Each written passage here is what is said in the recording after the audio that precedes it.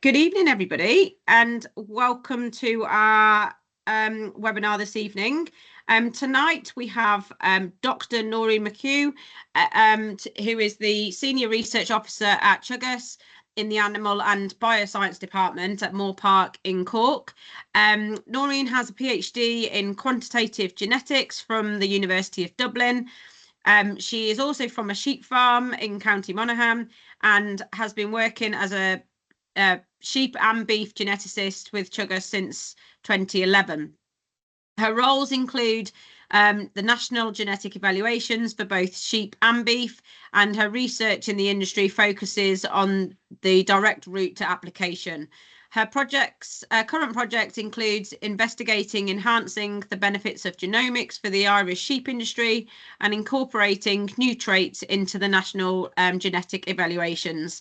I've come across Noirin over the past sort of 10 or 15 years when I was at HDB, and I just think Noirin puts quite a complicated subject into a really nice way for farmers to understand. So that was why I definitely wanted to get Noirin in front of you guys to give you the genetics. And as the title said, if you want easy gains, use genetics. So without further ado, I'll hand you over to Noirin. And if anyone has got any questions as we go through, unless it's really desperate on that slide, then maybe just hold it till the end in case, because she's probably going to go on to what you're thinking or what you're going to ask.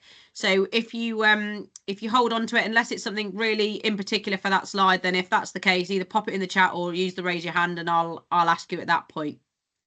But over to you, Noirin. Thank you very much. Perfect. Thanks, Katie, and thanks everyone, and thanks for the invite. It's always great to talk to farmers and hopefully to explain a bit about genetics. Can you see my slides okay? Yep. Great. Okay, perfect. So yeah, so let's get right into it. Genetics, well, from my point of view, I think it's a very easy gain, and hopefully you'll all be convinced by the end of this presentation on it. But if we just take a step back and we think, why breeding for a minute? Well, when we talk about breeding, we always say it's permanent and cumulative. So in other words, you know, you go out and buy a bull or a ram today, you know, his genetics or his genes are going to last in your flock or in your herd for years to come.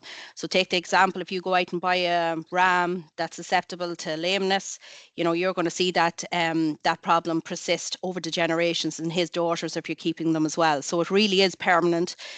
But the good news is it is cumulative. So, you know, if you buy a bull or a ram that has good gains and you build on that year on year, you're going to see those benefits, you know, accumulate over time. The great thing about breeding as well is there's no need to change your farm management system. You know, it's there. The genetics are already there. There's no additional cost. You have to go out and breed your animals each year. So you're going out to buy a bull or choose semen or choose a ram. So no additional cost. You know, if you're going to buy, you know, your next generation, really do look for indexes or your EBVs on these animals, because it's, like I said, no additional cost really associated with it. And it's close to complete adoption rate, like I said, because it's there already. And the big thing then, it exploits variability that can't be explained. So again, take the ram, he's producing lambs. They're all lamb to similar enough ewes on the same time, but you're going to see different growth rates between those lambs. And what's driving that? You're the same management system, lambed in the same shed, same feeding regime. It's all about genetics. So you're exploiting that variability within a crop of lambs or a crop of calves as well that you can't really explain. So there's lots of evidence of genetics out there. If we move away from the dry stock industry for a minute, one of the best early examples of it was in the poultry industry. So if you look at this this picture up here, this is chickens in 1957. These ones here are at 43 days of age. You see 57, 71 and 85 days of age, and compare that to almost 50 years later and look at the difference in terms of the carcass of these chickens. So you can see in the space of 50 years, they've made massive gains when it comes to the poultry industry, because they really went after the carcass size. But there was a detriment to that as well, in that, you know, they really focused heavily on carcass and didn't really look at other traits, so much so that some of the chickens by 2001 couldn't even stand. They couldn't hold their weight because they have grown them too big. And the other big problem with these chickens was their heart couldn't actually pump blood or the flow of blood around the body quick enough. So they were seeing lots of them actually die. So this is an example of progress, but maybe progress too fast and focused on one trait. But it shows again what genetics can deliver. The same if you look at this graph down here, the detail's not important, but basically it's milk yield. This is coming from the US industry. And obviously it's the same in all dairy industries internationally. You know, they really started selecting very, very heavily on milk over the years. And you can see this had a massive impact. They really accelerated milk yields. But to the detriment, as we know, of other traits. You know, they really focused on milk, on production, and didn't pay attention to fertility and the like. So again, evidence of progress, but maybe not progress in the right direction, especially when you go after one trait and one trait only. So when we talk about the grazing system, and be this animal a ewe or a cow, what are we after when it comes to the grazing animal? And this is my ideal grazing animal. Probably yours will differ slightly, but what are we after really? What's the key attributes we want in our animals, you know, if we're going to increase performance, increase productivity, and increase profitability? The first key thing is we obviously want good reproduction, them going in back in calf or in lamb each year. Good longevity, lasting as long as possible in the flock, easy to manage, becoming a bigger and bigger issue. You know, we don't want to spend lots of time on labour, especially around the time of calving and lambing, having to pull lambs or calves. So easy management is very important. Good conformation, obviously. Efficient grazer is very important for grass-based systems as well, that they're able to convert the grazed grass, the cheapest form of feed, into actual product that we can sell. Health and well-being is obviously very, very important. This is another buzzword at the minute, low environmental footprint. They have to be resilient to climate, in that they have to be resilient to changes, you know, more wet weather, more drought. So they have to be resilient and be able to adapt to that. And obviously they need to give us high value milk and meat at the end of the day as well, a high value product. So you can see from this, for my ideal animal, and take it back to the scenario where I talked about the chicken and the dairy, we definitely don't want to just go after one trait or one characteristic to try and develop our ideal animal. We have to look at it, you know, as a holistic or a bigger picture, and think about all that we want that animal to achieve across its entire lifetime.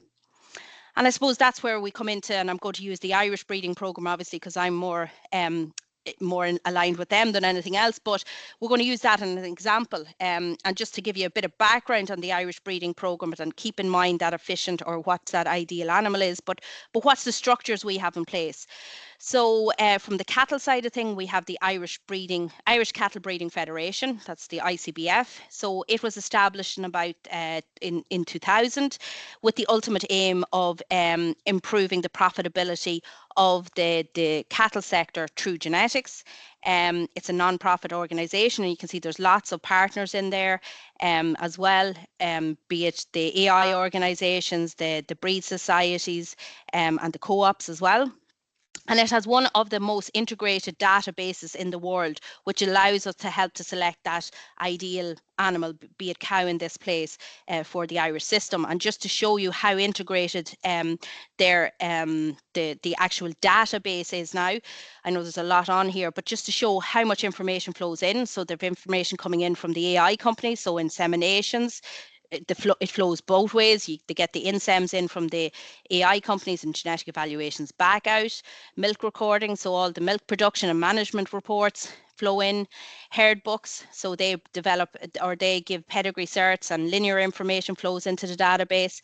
Our Department of Agriculture, the central movements, all flow into the ICBF database.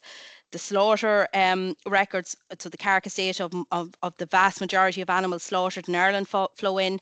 Marts on individual prices and weights from individual animals flow in as well. The milk co-ops, the bulk tank information, you know, lots of information flow back out to advisors, be it in Teagasc or others. Genotype information all flows in from the labs and back to farmers as well. The vets are now feeding information in. This is the dairy and beef farmers are also recording a lot of information that feeds in as well, and there's research information feeds in and schemes as well. So huge integrated database. It probably is the most integrated database in the world now when it comes to cattle. And just to show you in terms of the amount of information that flows in, there's about 1 million AI records a year, about just on over 600,000 milk recording records, 1.6 million carcass records, 7 million movements. So every time an animal moves, farms or into a mart or to slaughter, all that information, so they know exactly where an animal is where. And again, that all feeds into the evaluations. About 1 million genotypes a year feeding in, BBD information about 2.3 million, and births, all the birth information notifications are coming in as well. So again, huge, powerful database for us geneticists to help us to get to that ideal animal for the Irish system. So there's about 30 million animals now with over 100 million records. And you could basically say this information is available to 100,000 farmers, which is all our beef and dairy farmers now. They can go in and look at their own profile and look at the evaluations for all their own animals. Just on the sheep side, it's a bit different. We don't have that central movement, the same as in the UK for the sheep, but we do have a very integrated system, but not as much data, unfortunately, as on the cattle side. We've all the breed societies feeding in information. Organisations such as our meat processors are starting to feed in information. The 3 main meat processors when it comes to sheep are feeding in information. Lambs Plus are basically our pedigree breeders are feeding in a lot of information as well. And we've lots of other research flocks and commercial flocks that feed in a lot of information as well into Sheep Ireland. But bear in mind, 30 million records on the cattle side. We have about 1 million sheep recorded. So we're gaining traction, but we're a long way behind, I suppose, where the cattle's at. And again, this is just to show the evolution of Lamb Plus. So Lamb Plus is really our pedigree breeders and them recording information. And you know, when Sheep Ireland started, it started in 2008. It was very much focused on pedigree breeders, getting them to record information and getting them into the system.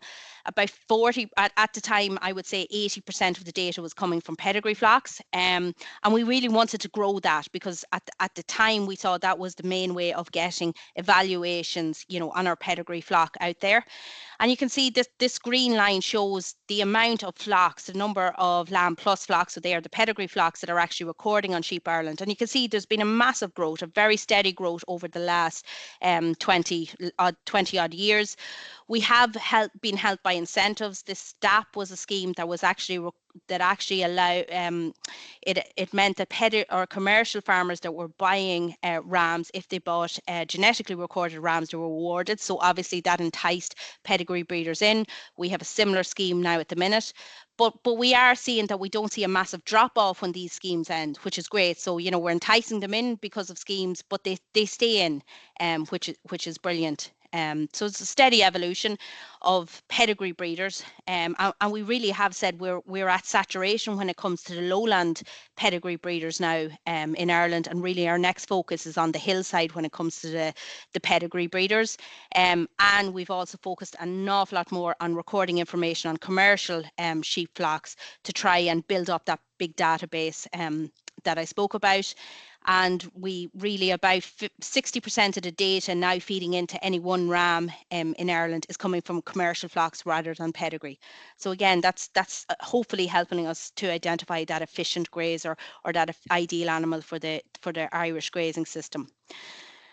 And just quickly, a summary of the collection data. This is data that's collected on the sheep side. So I mentioned all the data that's collected on the cattle side. So what is actually collected? So there's lots of lambing data collected, first of all. So lambing difficulty, vigor scores, mortality. We have weights recorded at birth, about 40 days, weaning and post-weaning, mating, pregnancy scan information, muscle and fat. Was a big part of our evaluations up until the last number of years because we weren't getting that carcass data back from processors. Now the 3 main processors, like I said, are feeding information in routinely on all animals that are slaughtered. So that information all feeds in behind individual rams now. Health data is also recorded, and some fecal egg count and methane data is also started to be recorded. So lots of information. Again, you know, you might think, well, why all this information? And it's back to that ideal animal for the Irish system. How do we identify it? We want to record as much as possible to try and identify them. So that's a snapshot of Ireland and what we have in place at the minute. But I suppose the big question is, well, how do genetic evaluations work? You know, are they worth it when it comes to genetic evaluations? And hopefully I'm able to persuade you that it does by the end of this. So let's take an example of two herds, herd A, herd B, and let's look at the carcass weight information that's feeding in behind both of these herds. So let's say we have a range from about, they're finishing all their animals, and we have a range in carcass weight from 310 to 350 in this example. We have one bull, an AI bull, that is used across both herds. So in one herd, he's producing carcasses that are about 350, and the other herd, he's producing his carcasses, on average, they're about 310. We have two other bulls, stock bulls within both of the herds. In herd A, the stock bull is producing ones that are slightly ahead of the AI bull at 320. And then in flock B, or in herd B, the stock bull is producing, his carcass weight is just behind the AI bull at 340. So straight away, you're seeing very mixed messages depending on the herd. And, if I was asked you, well, which bull would you select based on these three, you'd probably all give me different answers, because it's not very clear what the pattern is across the both herds. And obviously, we get more than one record per bull. So there's lots of information and carcass records flowing in on other progeny slaughtered by these bulls. And they're around the range that I've said, about 320 for, let's call him bull A, the AI bull, or the stock bull, bull B. Again, they're about 310 to 320. But up here, you can see his same progeny on herd B are about 330 to 350. So lots of variation there. So again, what bull do we select? If I told you then the PTA of this AI bull was actually 0, so in other words, his carcass weight, he was about average in our Irish population. And this guy here is actually the best one. He's plus 10 kilos. And this one here is minus 10 kilos. You'd say straight away, well, hang on a second, is that right? Because he's only producing ones that are 320, whereas in this herd here, they're up at 340, 350. But I suppose when it comes to genetics, we're not just interested in the carcass weight. We also want to know, well, what other things other than genetics impact that carcass weight, and take out those effects. It's very important that we don't associate, for example, management effects, individual farmers' decisions that have nothing to do with genetics. And that's the beauty of genetic evaluations. We try and get those differences between the bulls and say, well, what's actually due to genetics versus what's due to management decisions. And again, if we look at herd A, if the evaluations give us back a value in terms of carcass weight for each of the herds as well. So this is purely management, nothing to do with the genetics. It's how good a manager or how much feeding is going into these. And in herd A, you can see the management effects is 0, whereas in this herd B, he's a very good, efficient manager, or she, and she is adding 16 kilos on average onto the carcass weight because of the management decisions. You could even make the differences bigger if you knew the level of feeding or the concentrates that are going in. And now you can see that instead of 16, we have 13 kilos. It gives it an advantage of 13 kilos in the carcass weight over and above herd A. And that's, like I said, the core of genetic evaluations. It's to take away the effects that are due to the concentrate feeding or the management on an individual flock or herd, and focus solely on the genetic potential of these 3 bulls to make sure that we're selecting the best bull across a range of management systems. So then, like I mentioned previously, when it comes to our ideal grazer or ideal animal for the grazing system, there's more than one trait or more than one characteristic we want to go after. And really, that's what we try to do when we talk about these breeding indexes. Rather than focusing on a number of different characteristics at once, we want to try and collapse that information into a single figure that can be used by farmers to help and guide them in terms of what animal will increase profitability on their flock or in their herd. So this is an example of a breeding index, and usually there's 2 components to the breeding index.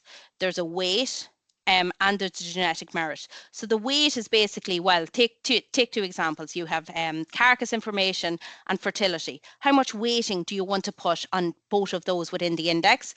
And there's many different ways you can decide on that weighting, but usually one of the main ones is it's driven by profit. So how much does each of those traits determine the profitability of the average farm system? And that's how we do it in Ireland.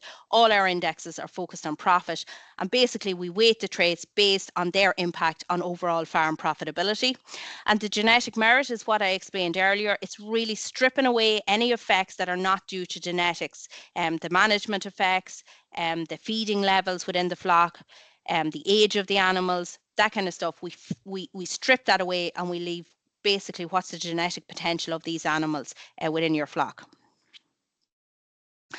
How we represent the actual genetic indexes in Ireland is based on star ratings. So think of your hotel. We go from a 1-star up to a 5-star. 5-star being obviously the best and the ones that you'd want to stay on if you were staying in a hotel. And similar when you're selecting your bull or your ram, you basically want to select the higher the star rating, the higher the index of that animal. So with a 5-star, what we typically say is that animal falls into the top 20% for a given index. So 5-star top 20%, the 1-star are the bottom 20%, and each of them represent equal 20% all the way from 1 to 5-star. So again, rather than focusing on the overall profit value, farmers can quickly pick up a catalogue or look at the indexes on the web, and they can say, well, look, I'm not sure what's the average euro value behind the beef bulls at the minute for a specific index, but star rating is a very easy tool. 5-star is obviously the best animal that I can select on a specific index. So the breeding indexes within Ireland, like I said, they're all ranked on profit. And like I said, we focus on a number of different traits to try and get us that ideal animal for our system. So I've just listed all our indexes here. So the top one here is the dairy index. We call that the EBI. We have a dairy beef index now as well for selecting beef bulls to be bred to dairy animals. We have the beef replacement in terminals. That's very much focused on the suckler herd. So replacement obviously is more focused on the maternal traits. So it's focused on, breeding replacements from that beef bull. And the terminal is focused solely on most of the animals will go to slaughter. And we have the exact same thing in sheep. We have a replacement index to focus on breeding hoggets that will enter the flock. And then we have the terminal index. And really what you can see here is the actual weighting of each trait within this. So for example, in dairy, the reproduction, which is the blue line here, it accounts for about 1/3 of the index. Beef replacement, it's about 20%. And in the sheep replacement, it's about 20%. So they're relatively similar weighting across your species as well, but slight differences between them as well. But really a lot of the same traits, like I said, because the ideal animal, be it a dairy, beef or sheep, a lot of the same traits are those characteristics that I mentioned at the start. We want those same things. So that's why we have quite similar traits across our 3 main farming species here. And like I said, all of our indexes, you can see I've highlighted here in red, it's all about profit. Can we increase the performance of these animals to generate more profit for our Irish farmers? And it's all about the expected profit that from the resultant progeny of those animals, be it across dairy, beef or sheep. It's all profit driven. So just to give an example of the terminal index, so what actually makes up the terminal index for our beef bulls here? You can see about half of it is based on carcass, 33% weight, factory specs. So they fall into what the factories determine as the right specifications in terms of fat and conformation score. We have calving information, efficiency in terms of feed intake and slaughter age. And we have some other breed specific, the Angus and Hereford bonuses built in here as well. And what we introduced last year was actually a carbon sub-index. So that's to account for, the differences from the environmental side behind these individual bulls. And what are we trying to produce? So these are the main traits that we look at within our terminal index for beef bulls. So you can see there's calving, there's fertility, there's calving, carcass, docility, meat eating quality, and some health. And what are we trying to do? Well, we're trying to balance, I suppose, the cost traits with the revenue generating traits. So the cost traits or the input traits, what are we trying to do? We're trying to get your calf, first of all, born alive, that required very little assistance, so less labor, had a short gestation, that isn't aggressive, so that comes down to docility, that's finished at a younger age and has better feed efficiency. So again, an efficient grazer or on the finishing diet that's using as much of that feed and turning it into product. So that's their cost traits. And then if we look at the revenue side, obviously we want heavier carcasses that have better conformation and have the appropriate fat cover. So really, like I said, it's a balance between our input or our costs and the revenue, and that's what we're trying to get at when we look at our terminal index. If we look at the replacement index then on the beef side, again, we're focusing on the cow, I suppose, primarily here, but when it comes to our replacement indexes across sheep and beef, we can't lose sight that, when we think of a cow, we want, obviously a fertile cow with lots of milk. But those animals, or those cows and ewes, are going to produce lambs and calves of their own that we have to get to finish as well. So there's a balance when it comes to the replacement index, not just focus on the cow, but also her subsequent progeny as well. So to make sure that we can finish those animals.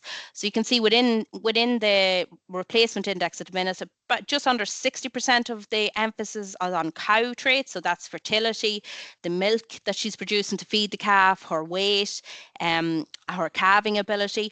And then we've lots of emphasis also on the calf traits. So to get that animal to slaughter, so it's the beef, it's the feed intake, it's the health of that animal as well.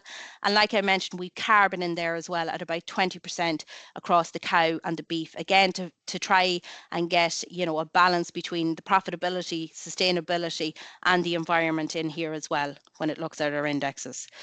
So again, what is the objective of the replacement index when it comes for beef? It's to produce efficient cows, first of all. So those are really the weight traits and the cull cow value. We're trying to produce cows and heifers that are, I suppose, a lower weight or maintaining their weight, but increasing their unit of output.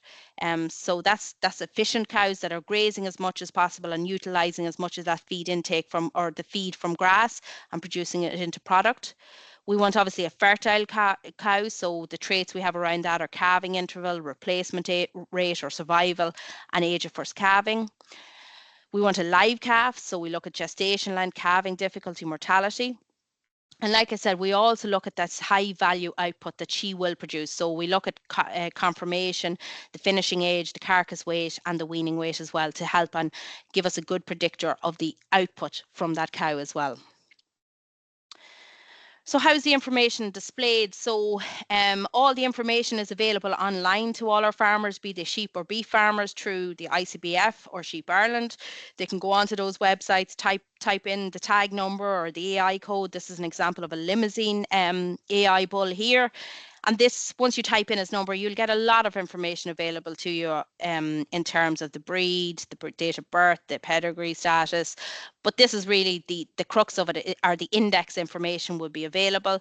So this is a Limousin bull, like I said. So the star ratings, like I said, it's the 5-star to the 1-star. We displayed those for beef both within the Limousin breed. So this animal is a 5-star for replacement and terminal and the dairy beef within the Limousin breed. But we also displayed the stars across all the beef breeds so that you can compare your Limousin to your Charolais to your Angus and see how they rank on the individual across all our breeds. And like I said, we have the replacement and terminal. This is the actual euro value.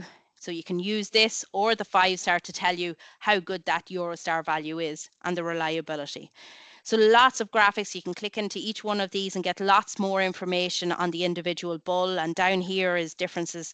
The different traits are shown as well, both on the star rating and on the index value as well. So a huge amount of information is available there for individual farmers. But I suppose, if you only want to make a quick selection, this is really what you want to look at, is the star ratings. How good is this bull both within and across breeds for a specific index?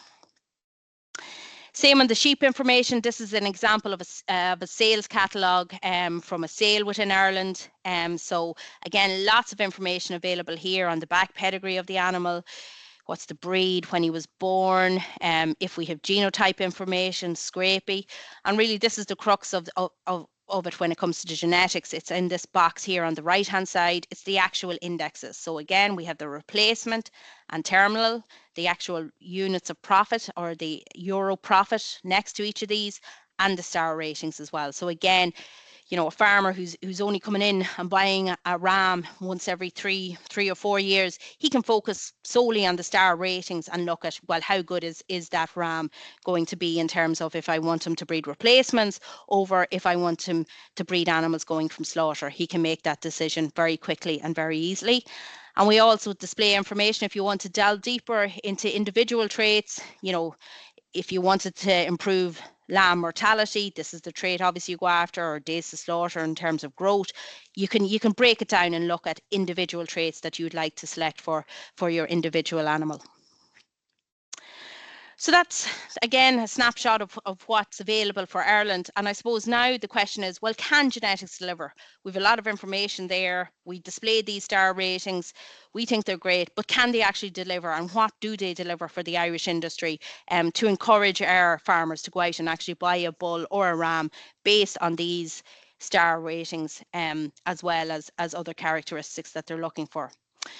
So a lot of my time, as well as working on these indexes, is to make sure that we can validate these indexes, that we can prove that these indexes work.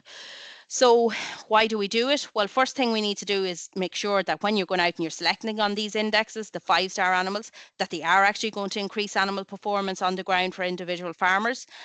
And by default then, that they'll increase sustainability, both from a profit and the new buzzword from an environmental point of view as well. And I suppose the other thing, and again, bring it back to that chicken example that I showed you, or when we talk about the dairy scenario where they select us solely for milk yield, we want to make sure that we're monitoring animal characteristics or traits that's not included in the index at the minute, because we don't measure everything. We measure lots of things, but is there things in there that we're not measuring that we could potentially be going in the wrong direction? We need to make sure that we're not doing that, and if we are, we need to make sure that we make those changes very quickly. So again, think of the chickens. They selected solely on carcass characteristics and didn't really look at the ability of the animal to actually maintain that carcass weight. Really, from a farmer's point of view, when we validate it, it's a bit like Ron Seal. We wanted to do exactly what it says in the tin, so that they have complete confidence going into a mart or going to an individual breeder to buy a bull or a ram. Yeah, listen, let's look at the star ratings. Let's make sure we like the animal, that it's has all the right characteristics to help me improve the performance in my flock or my herd. And yeah, coming back to why validate these indexes, I think these are really good examples again of why it's important. From the sheep point of view, you can see here, this is something that they did in the US in the 1980s. They selected this ram here, a ram, very heavily.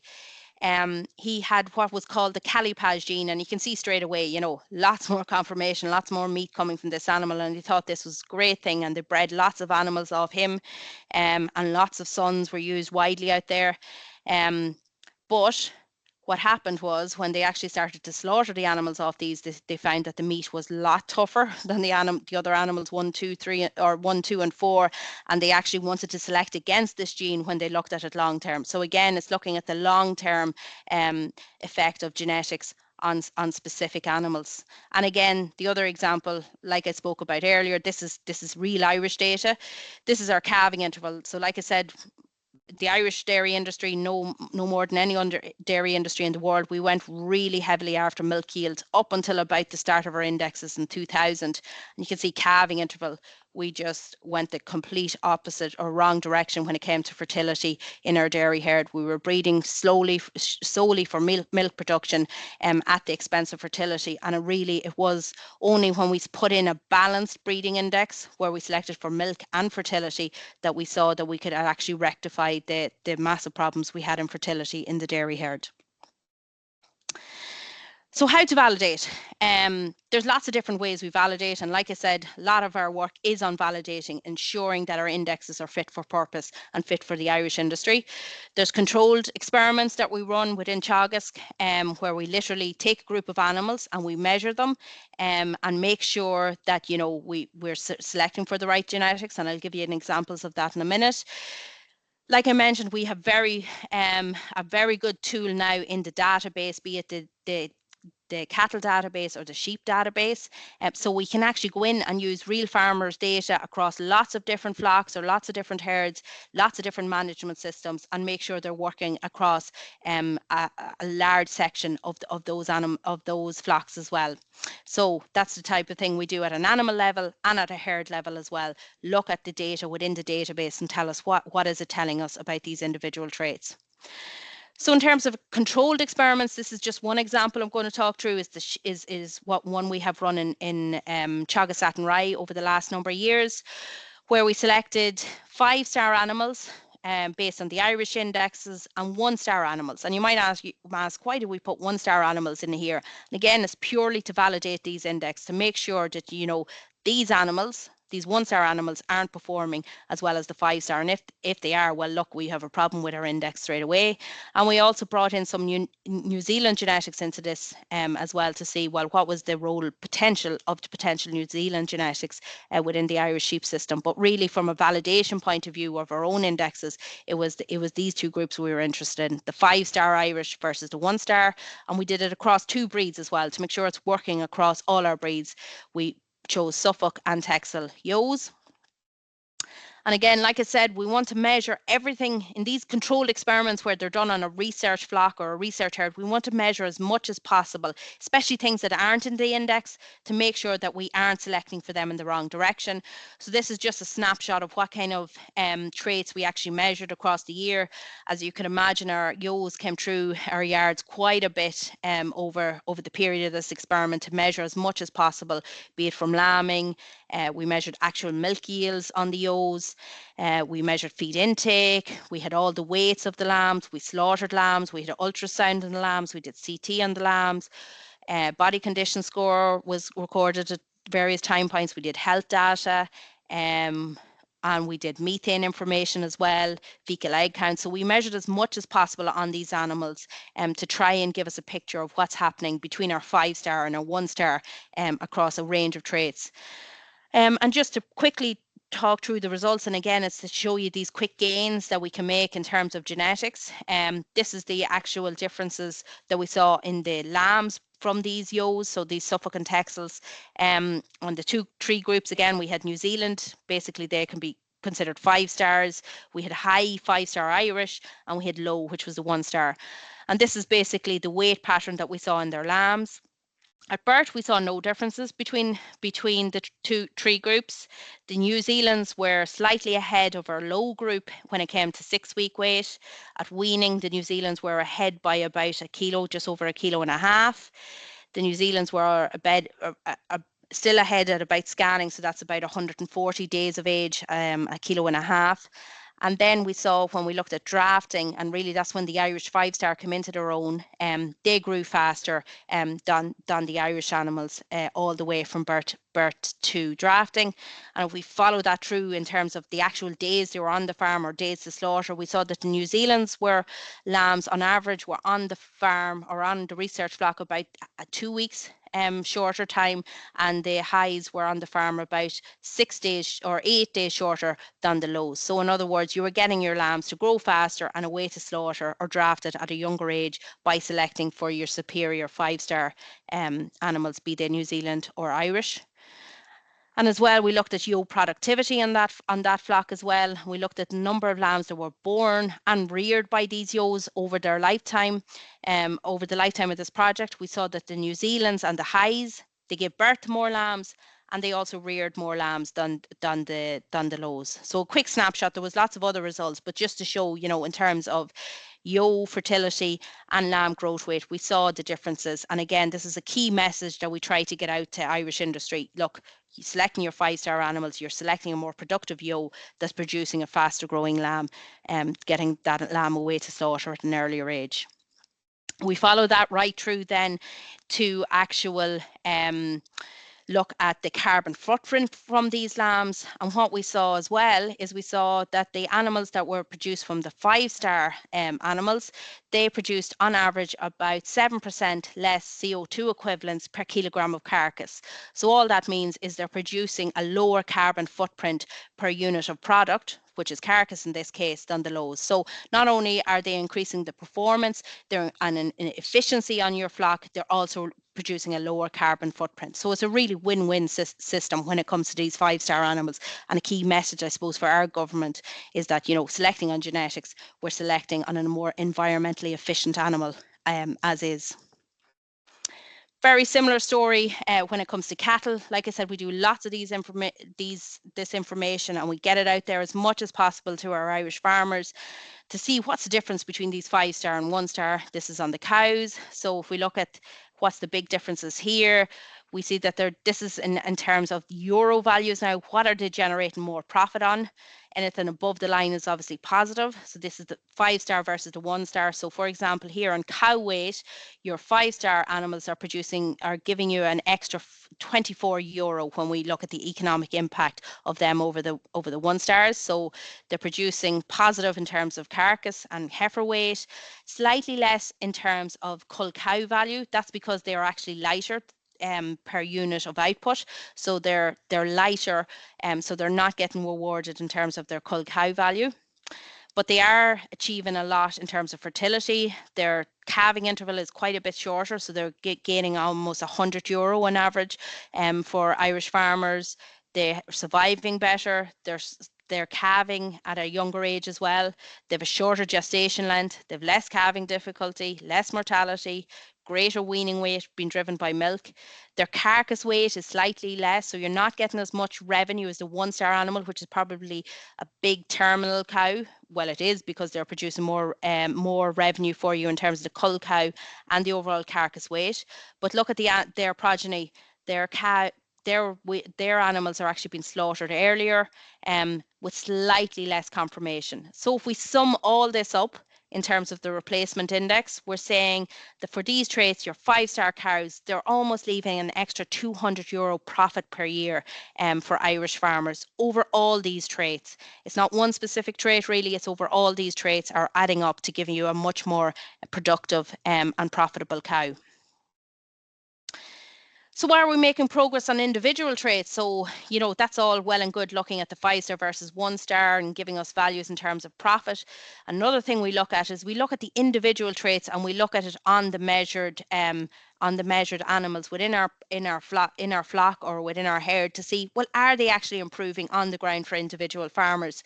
And this is just an example of number of lambs born. A number of lambs born or number of lambs weaned, well, it's a notoriously hard statistic to shift in Ireland. We're lying at 1.3 lambs weaned per ewe over the last 30 years, and it hasn't really changed much over those 30 years, despite all the research that's been done to show the importance of improving your weaning rate and overall profitability. But the encouraging story that we're seeing from here, which is looking at number of lambs born, is on the measured animals. And like I said, there's lots of commercial animals now being measured as part of our scheme. And if we look, or as part of Sheep Ireland, if we look at the ewes, this blue line here is the actual number of lambs that are being produced by our ewes that are measured as part of the scheme from 2000 up to 2004 or 2024, you can see that blue line's shifting. So we've started up over here in 2000 producing about 1.5 lambs born. This is born, this isn't weaned, this is live and dead lambs. And up now we're at 1.68. So we're seeing a steady increase in terms of the number of lambs born on the commercial animals that are being measured as part of Sheep Ireland. And you could question, well, maybe look, that's a breed shift, or it's something else, better management.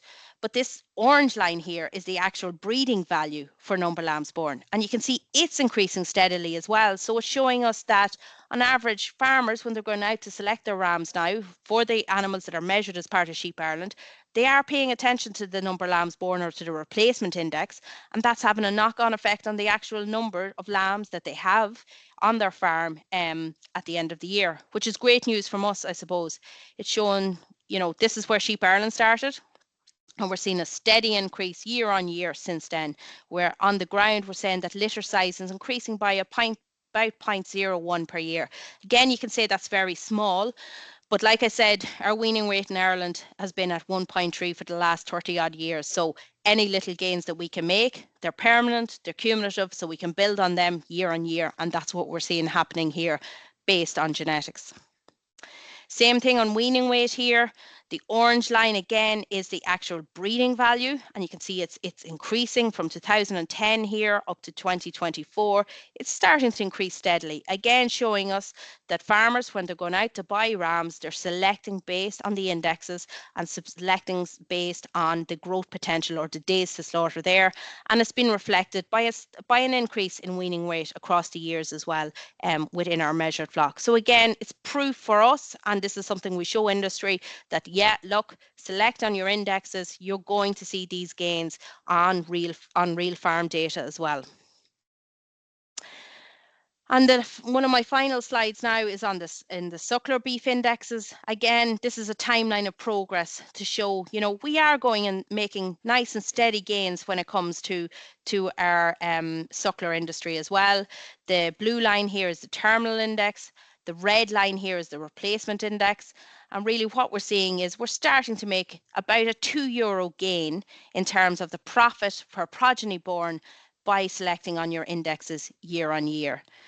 We had our first scheme which really started to look at the importance of indexes for the suckler farmers here in Ireland back in 2028. And you can see we saw a massive increase in the terminal index based on that, not so much based on the replacement.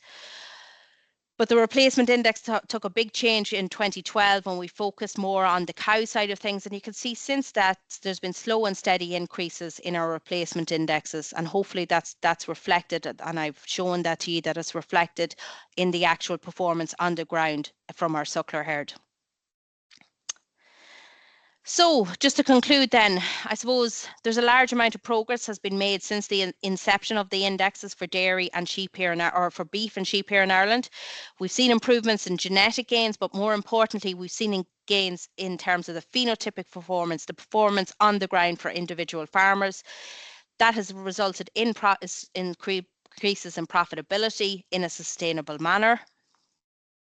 And I suppose I focus very much on Ireland here, but the principles of genetic indexes or genetic evaluations, they're the exact same worldwide. So if it's working in Ireland, there's no reason why it's not working in the UK or in any other part of the world. It's the very same software that we use to develop these indexes and these breeding values. And to me, there's no reason not to select on genetics. You're going to go out and select your bull or your ram anyway, so why not use this as an additional tool when you're going out to select these animals? You already can select your animal based on, you know, other characteristics, the breed that you want. Make sure that they're going to deliver in terms of what you want and your flock, and genetics will help you to select that right animal for your system. And I suppose when you're going out, you want to decide on areas you want to improve. You know, is it around the calving or lambing? Is it growth? Is it carcass, fertility? All the information will be available there to you to select on those individual traits to help improve profitability. And really, it is easy wins for your system because, like I said, you're selecting that bull or ram anyway. So thank you very much. Thank you very much, Noirin. If you want to use the raise your hand function or type something in the chat if you haven't got your microphone working or anything. I liked your analogy, Noirin, about the Ron Seal one. My kids have been watching far too many adverts, and my 4-year-old is reiterating trustatrader.com, and I just like, you realize which adverts are obviously really catchy for them with so whenever I think genetics, I'm going to be thinking they just need to be using Ron Seal now. But obviously other products are available. Somebody must have a question. Crosby's going to go on then, Crosby. I've got a question. Yourself. Oh, go on then, Richard. Just interested to ask a question how this is all funded in Ireland, because I don't think we've got anything really very similar in England or the UK, apart from what was the MLC, ADHB do, but it doesn't seem anything like as comprehensive. So yeah. I'd be interested to know how this is all funded. Yeah, so there is a large input from our government. About 60%, I suppose, of the funding will come directly from government. Some of it then will come from research grants. to participate in the scheme, be it a dairy, beef or sheep farmer, to be part of, you know, what we call Herd Plus or Lamb Plus, you also have to pay an annual subscription, but you'll get reports and everything back as well. So in terms of budget, yeah, a lot of it is driven by our government. But I suppose the big thing here was to get all the databases within Ireland, and I suppose the same in the UK, to talk to each other into one central database. Like, you know, the factories were recording information, the AI, the herd books were recording information in another area, and it was all to link all that into one central database. That's the beauty of the scheme. That was the big thing. Rather than funding, it was to get everyone into a room to agree to share that data into one central database, was one of the biggest initial hurdles to setting up both ICBF and Sheep Ireland. Yeah, so it sort of draws it basically the system draws everything together. Yeah, absolutely. Yeah. They're all being recorded anyway, and they're separate databases if you think about it, and it's just putting them all and getting that agreement to put them all into one central database. Yeah. Thanks, Richard. Yes. Sorry, Kate, if I go in there. Noirin, as you know, I'm well behind you with regard to the Sheep Ireland and all the work you've done. I mean, many years of it now, and I've been involved with you on that wholeheartedly. Just you might as well cover the negative part. And the breeds, there seems to be a problem with some of the cattle in particular. The breeds aren't working along with you. Is that because the obvious one, the results they aren't getting back aren't their breed champions?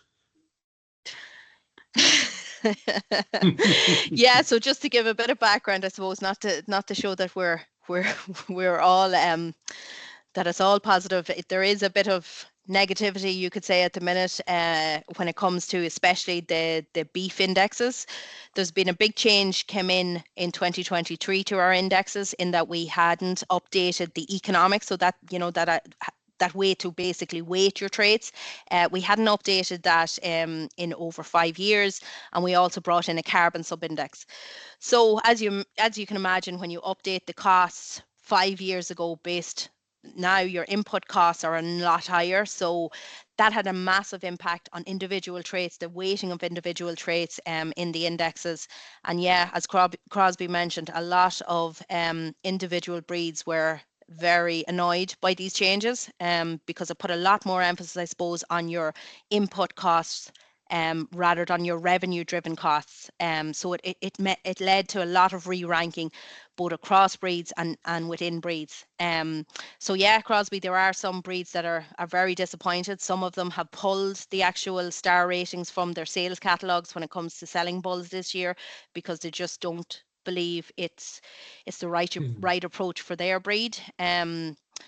But look, there's lots of consultation going on at the minute. There will be an update of our economic values again, because input costs may have come back slightly over what's in the indexes at the minute. But look, I suppose that's the nature of genetic indexes, or the nature of pedigree breeders. You know, you go out and you select a bull today on a 5-star, and suddenly ICBF change the way they evaluate that bull, and he goes from a 5-star to a 1-star. You're not going to be happy, especially a pedigree breeder.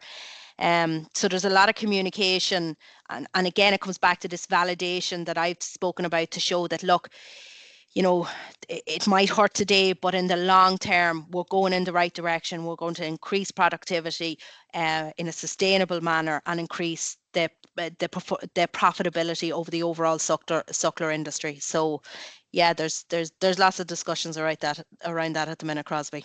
Yeah, I think that's well explained. I think it's more a sense of the changes. Maybe the Irish are even worse at it, but we hate changes until we get used to them. And I think you will get it sorted out. I know that. Sorry to bring that up, but it's just no, it's a good point. Thank you. Has anybody else got any questions? Noirin? Hi, it's Carl speaking here. So hope you can hear me okay. I'm on the mobile phone. Actually, just you brought up a couple of times there about quality. How do you actually measure quality of the meat? You know, one person's idea of quality could be totally extreme to another person's idea of quality. Yep, Is absolutely, there any way Carl. to Yep. classify that?